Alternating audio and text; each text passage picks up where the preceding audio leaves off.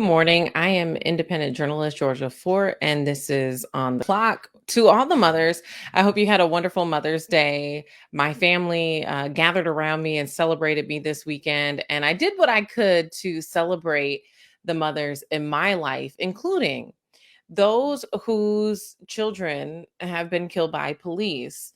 In honor of them, Niko from Unicorn Riot, myself, launched a podcast over the weekend called The Mothers.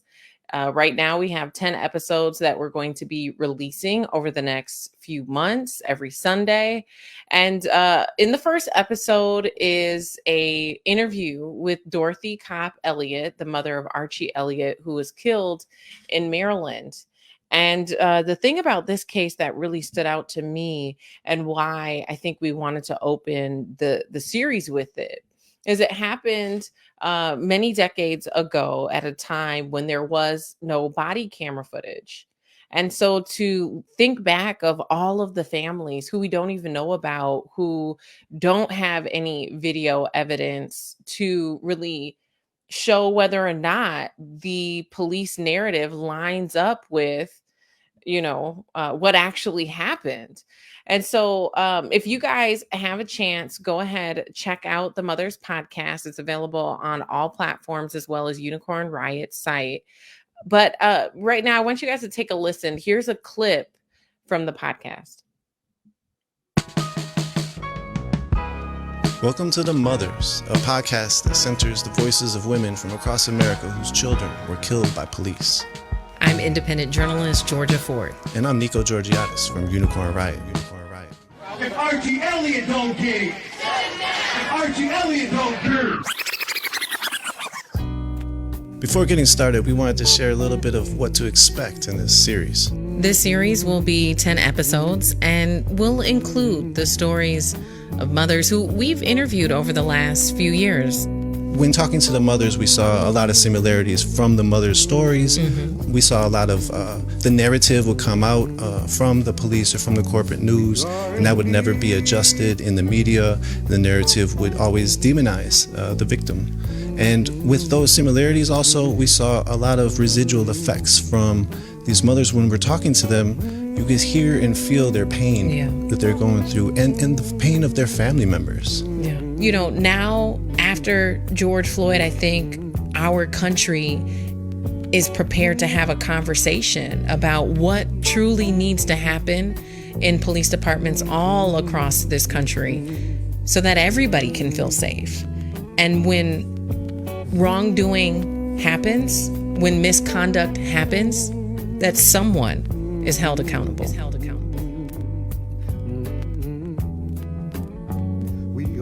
So again, if you get a chance, you can check that out on any streaming platform. We are we feel very honored and humbled that these mothers have allowed us to share their stories. And it's something that we've been working on for actually several years. I think about 2 years before George Floyd was murdered, we started interviewing mothers all across the country. And specifically in the first episode, I'll share just a little with you here before we move on. But Dorothy's son, Archie, was fatally shot while he was still handcuffed.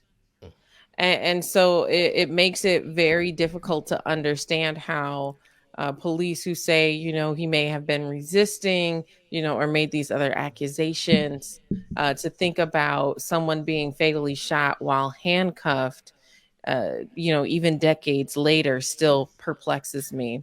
So definitely check that out. DJ Exclusive. I just realized that you're here with me. Yes. How was your Mother's Day weekend? Good morning. It was fun. It was cool. We know that a lot of stuff was going to be going on Sunday. So we got together with all the adults on Friday and went out to eat, took all the moms out to eat. And then Sunday, we went to the house and just kicked it with mom for a few. And that was it. So it was pretty chill, pretty fun. I enjoyed myself. How was your Mother's Day? And happy belated Mother's Day to you as well, Georgia. Thank you. It was beautiful. I wanted to surprise other mothers this Mother's Day. So I popped up at my sister's house with some candles and some coffee. and did the same for a few other women. There's this Black owned candle line that I discovered called Kobe Co. And their mission is self care through scents and sounds. And so I really, really love these candles, not only because they smell great and they have cool little either like stones or flowers inside the candle, but then Oh, also on the back nice. of it, there is a little code where you can scan and hear the customized playlist that goes with the candle. So one of their candles is Wow. called, yeah, it's super dope. One of their candles is called Purple Rain. And of course, the Oh, playlist is all Prince music. So I really like that. And you can customize it. So let's say you and a friend or you and whoever you're getting the candle for has like your songs that you always listen to. You can customize a Spotify playlist to go with a candle and you can name the can. It's super dope. I love it. If you guys haven't heard of Kobe Co, check them out. This is a shameless plug, but everybody who I gifted them with, these candles, they absolutely loved them. So that's what I did and this Mother's Day. Georgia, please drop that in the Slack so I can go support, because I just ordered all these candles from Bath and Body Works, and I would rather give my money to a Black-owned business rather than Bath and Body Works. Okay. That's right. That's right. We're seeing actually a lot of Black owned candle companies pop up here. A dear Hmm. friend of mine, she also started a candle line as well. And so yeah, I've only been buying candles from Black vendors the last few months. And I'll send another one, Minnesota Black Box. They have a quarterly candle collection that they send out every 3 or 4 months, only from Black owned candle makers. So Oh, you can nice. sign up and they'll send it to you for the whole year. So every 3 months, you'll get a new set of candles. So yeah, Yes, yeah. indeed. I'm a candle person too now, because he's trying to make me spend more money, Georgia. That's okay. I'll But do it this though. is good. It is good. This is a good way to spend your money because for me, the candles help me relax and Hmm. unwind. And then when I pair it with music, it's a whole vibe. So Right. I'm here for it. this morning, DJ Exclusive, I did want to speak with you all about the new thing that Biden is working on. And I say thing because I feel like this is something that should have happened a long time ago. President Biden has announced that he is working to make high speed internet affordable for everybody. And coming out of the pandemic, even though I know numbers are probably going to be spiking here towards the end of summer, Right. uh, saying coming out of the pandemic, meaning kids have, for the most part, all across the country, gone back to school now, right? Think about last year, all of the families who didn't have access to high speed internet and their kids were at home trying to do virtual learning, parents were at home trying to work from home. These are the things when we talk about access and we talk about racial inequities, it's small things like high speed internet that make the world of a difference. Yeah. And for this to just now be a conversation, and this isn't just, a Black and brown problem. Kids in rural America seldomly have access to the internet because the internet companies haven't gone out there and equipped their communities with what's needed. Hmm. So this is also affecting rural America, people who are living on farms or living further out in lower populated cities. It just feels like this is something that should have happened a decade ago, to be honest. Yeah, you are absolutely right, Georgia. Especially this day and age, you would have thought that 45 would have did something just to make sure that he got his supporters on there. But yeah, I think this is just, I honestly think this is one of those things that Biden is doing to try to appease the American people, because we see he's not doing anything about with student loans or student debt besides just thinking about it. So at least now we'll have high speed internet in these low income communities, and everybody will be able to be on the grid now and do what they need to do and work from home. And the other side of that, though, is how much pushback is there going to be from these huge companies? Yes. I- will the internet providers allow this to happen, or are they going to form a coalition? Because the evolution of the mobile industry to me is fascinating. I think probably because our generation lived through like all of it, all the way Mm-hmm. back to the flip phones and the Nokias. And I remember my mom had the original cell phone in her car, right? uh but remember when, before the internet like really took off like that on cell phones, you had to pay for your data. And you, hey, I'm gonna call your minutes, I'm gonna call you back after 9, I'm gonna call Yep. you on the weekend, because you only had so much. And if you went over, you got charged an arm and a leg. Mm-hmm. And then when text messages started coming out, they said, oh, we'll give you unlimited data or unlimited minutes, but when it comes to your text messages, you only have 500 text messages. Yeah. It's like they have rationed out what we can get so that they can make money. And if you send 501, boy, they are taxing you. And then now it's the data. So now, you might have unlimited 2G data, but you only have 10 gigabytes of 5G data. And once you Mm-hmm. go over that, either your internet slows down or you start getting charged. So at every turning point in the mobile industry, they have really tried to capitalize on whatever method of communication is in highest demand. So for Biden to come in and say that he's going to put a ceiling at how high these internet companies can charge people, I don't see these companies just saying, oh, okay, unless there's some subsidy, unless he gives them a tax break, Mm-hmm. or, unless they figure out something else that they can monetize. I just don't see this happening without any pushback.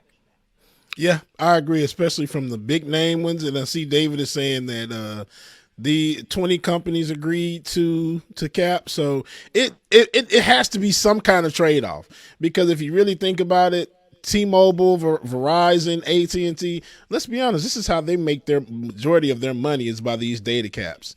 And Georgia, it's funny, we were sitting at the table on Friday talking about the evolution of the cell phone and how we used to wait until after 9 o'clock to call each other and everything. But yeah, it just seems like there has to be some kind of trade-off or some kind of break that the administration is going to do when it comes to this, because I just don't see them going quietly into the night with these data No, caps.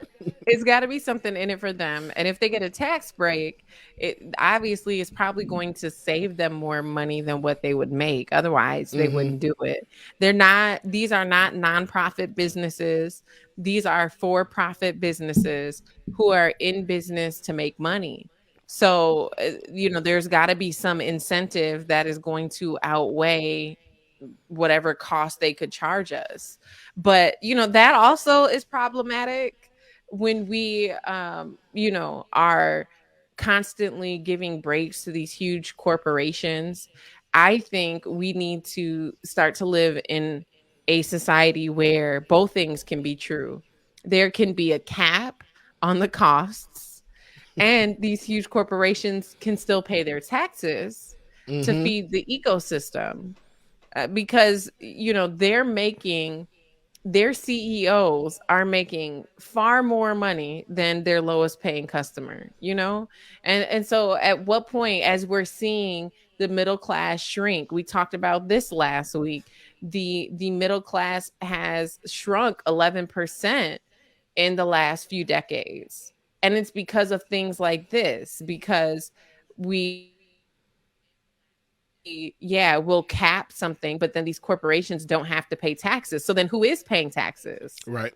We are. Either way, the lowest percentage of income earners in America are still footing the bill.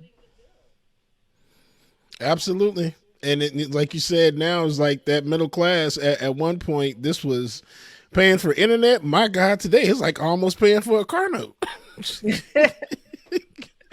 Ooh, So I'm just like, That's- okay, I'm just like, now it became one of those things where it was just a want. Now it's definitely a need or a requirement for daily life. Cause like I said, I work from home. So I got to have this hotspot, which is charged by T-Mobile, or the home internet Wi-Fi, which is also by T-Mobile, because everybody else is expensive as crap. So yeah, I still am trying to figure out who has the best internet because everybody who claims to have the best internet, I mean, and I think we probably know better than anybody because we do this show every day. right. And Last whatever week was a internet, testament. whatever internet Ben has, That's not it. it's not the best. But in fairness, I think it changes by region. You Yeah. know, like Verizon might be like, you know, everything in the Midwest, but when you go to the South, maybe it's not. T-Mobile, Sprint, you know, so it just kind of depends too on what region you're in.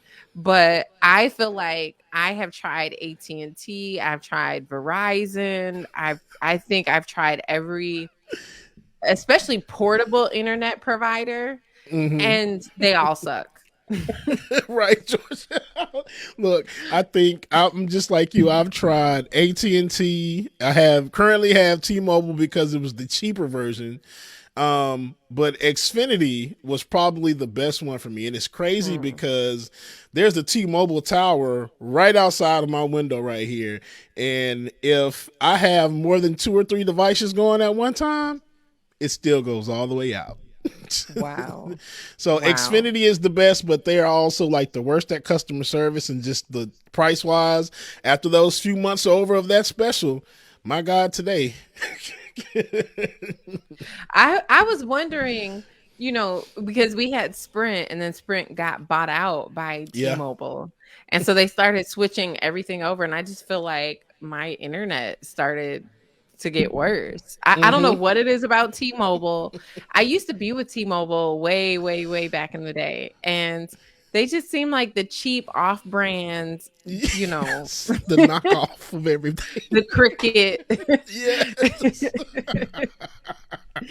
And so I don't know what it is about T-Mobile, but yeah, it reminded me of when, I don't know if you guys probably don't have Super Americas down there, but Super Americas is a gas station and it got bought out by Speedway. And it's just like this janky brand. I'm like, you know, why didn't you guys keep the other brand? The other brand was better. It's the same thing with T-Mobile. I feel like T-Mobile should have just kept the Sprint brand. It Kept had the Sprint brand. Yep. yeah, they should have just switched over.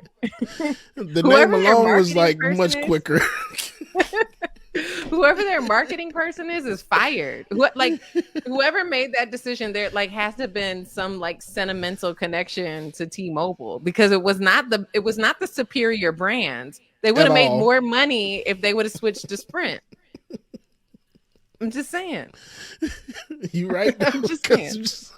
And oh my God, George, we are terrible. I've had just about every single cell phone company by far here, and I think Verizon was probably the best for me. AT&T probably second, and then Sprint, T-Mobile was last. And then when they merged, it's like, oh, okay, so now I'm really still at the bottom. Cool. All this coverage, but just the sucky network. The network is terrible. Yeah. So you never had a Cricket? No, never. Had a Boost Mobile. Had Boost Mobile and Metro, so I just might as well say yes, I've had a Cricket. Same thing, right? Same thing. Oh, I love it. Do we dare ask folks to call in Oh my and share God. their internet cell phone stories with us? Do we dare? Because Look. everybody has one.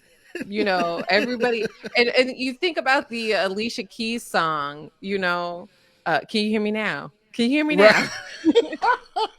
That's been all of us at some point. That's been all of us at some point. Hands down, those commercials just summed it up in like every way. He's like, can you hear me now? How about now? Can you hear me now? Okay, cool. Still no signal? Cool. And it's still the same thing to this day. I don't understand it. It is. It is. Especially, I realized when you're in super crowded areas, like when we're covering, the protest or a big event or something, it is so hard to get internet service. We would try to stream. If everybody was streaming, then it's hard to connect to the tower, I guess. And then I found out that they have these chips that you can put in your phone or whatever device you're using for internet, and it gives you cell tower priority. So Oh, it means that wow. if you're around like 100 or 200 people, that your device would have the priority to connect to the signal. Apparently, it's the same chip that, emergency providers like the police department or medics have. And some media stations have them as well, but they're expensive. It's Yeah. like it's basically like paying for a secondary internet provider. It's, whatever your internet bill is, double it. And then that's how you get chip priority. Yeah, Yeah. no, that's okay. I'm all right. I think I experienced that one time, and that was when we went to a Beyonce concert. When I tell you, it's just like I'm trying to upload everything, had nobody's signal. I'm just like, I gotta wait to send all of this stuff when I get out of the concert. All these damn Yeah. people. It's crazy. Can they fix that? Can Biden, while he's talking to all of these cell phone companies, can they fix that? Because that's not fair. If you have 100 customers in one place, our internet should still work the same. I Uh-huh. mean, I don't get it. Like, we should be pinging off of each other in this damn stadium to the towers that are around the stadium as well too. We should have a superior connection. There was that many people together, you would think, but no. Something, yeah, I want them to fix that. But I also do want Biden to get rid of student loan debt. I see we have some callers. Laura, if you are here with us, state what city, state you're calling from, and share your comment. Good morning. This is Good Laura morning. calling from California. Good I hope morning, you're Laura. Good morning, everybody. Can I first say it's an honor to talk to you, Georgia? You're Thank like you. you are a huge inspiration for us women. So I'm very honored to be Oh, I appreciate that. Thank you. So you want to talk about phones? I was mentioning in the chat that I think I've gotten to a lot of fights with the whole "Can you hear me now? Can you hear me now?" back and forth. It happened yesterday, Love it. and then you both go silent, and then you both go at the same time. Can you hear me now? Yeah. Silent. Oh, Someone gets pissed and goes, "I'm here." Like, okay, but like, yeah, I've actually had like a couple fights where before this conversation even starts, they're pissed at me and I'm pissed at them. So funny. And who is your cell provider? Verizon, which I've always liked, I've always have. They've been good, but even though you get on those plans with family members and one person doesn't, my mom did that whole. We have that whole family thing going on, and sometimes it's good and sometimes it's bad because my nieces that are in their 20s mess it up all the time for us. Of course. Of course. Well, That's how Laura, it thank you always so much happens. for calling. Thank you guys. Have a good day. You Thanks, as well. Laura. You as well. And I believe Tyler is on the line. Tyler, where are you calling from? And share your comment with us. Hi, calling from Golden Valley, Minnesota. So your neck of the woods. Yep, right around the corner. So yeah, I like to say, yeah, I've also had these problems. Like, can you hear me now and all that. Yeah, it's even I think even when y'all are doing this show, it's like there's always some sort of like tech issue or something going on. Like Always. Every day. Yeah, as Never last week fails. clearly showed. Yeah. I mean, I've grown up pretty much with like access to the internet pretty much all of my life. I'm considerably younger than everybody else here, so I mean, it's never been like a huge issue for me. Like when it cuts out or does something weird, it's always it's just always been part of life for me. Yeah, a part of life for all of us, all of us. And Yeah. who's your provider? AT&T. Okay. Yeah. Yeah, And yeah, and they're okay. right. And I know Yeah, Tyler is one of the younger viewers. So Tyler, you're 21, correct? 20. 20. So I'm always curious to see how it was. I know with us, we came up through the age where, okay, that first part where we didn't have internet, it was just talking on the phone. You stay up all night holding the phone with the cord and Pagers. everything. Right. Pagers. Yes. Oh my Excuse me, God. all of it. So with Tyler, it's like Tyler, I feel like I think you and my niece are around the same age, so it's like y'all came out with phones in your hand, damn near. Almost. Yeah. I mean, when I was like very little, I remember like just talking with people and face to face and all that. Like before, like the before times, basically. but yeah, like it's a huge difference for my parents who came of age in the 80s when the internet wasn't even like a huge thing at all. So Yeah. yeah. Yeah. Well, Right. Tyler, thank you so much for giving us a call this morning. We are on the clock. So we appreciate you, Tyler. Thanks so much. And it's so funny to think about pagers here as we wrap things up. I remember talking to my 13-year-old daughter just last week, and she's like, "What are pagers?" And I was like, "Oh my God, I cannot believe I'm explaining this to you." Right. And I'm like, it was basically kind of like a text message before a text message. If you didn't have a cell phone, you had a pager. Pagers were a lot cheaper. You know, you would send it would pop up on the screen and you would know who you had to call. But it wasn't always like sometimes we had codes. Yeah. Oh my God. You know, you put your number 911 or 911, yeah. you know, there was a couple other. I'm not going to get into this early in the morning, God. but you know. That's our Rebecca. Rebecca's in the chat, and she says the other one. That's the one we used to always do. Y'all know what it is. I ain't got to say I can't stand y'all. All right. Well, you guys have a wonderful day. Stick around for more on the Benjamin Dixon Morning Show.